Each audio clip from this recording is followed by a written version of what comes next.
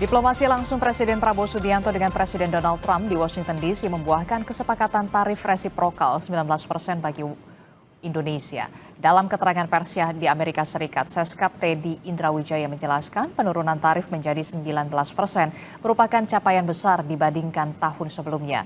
Kesepakatan juga mencakup pembebasan bea masuk atau tarif 0% atau 1.819 produk strategis seperti kopi, kakao, minyak, kelapa sawit hingga semikonduktor.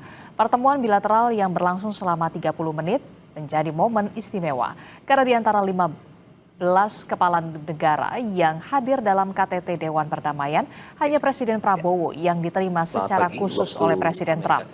Kemudian selamat malam waktu Indonesia. Informasi tadi sekaligus menutup Sapa Indonesia pagi hari ini, saudara. Akhirnya saya Brema Latenaya. Dan saya Disla Rasati, selamat berakhir pekan dan sampai jumpa.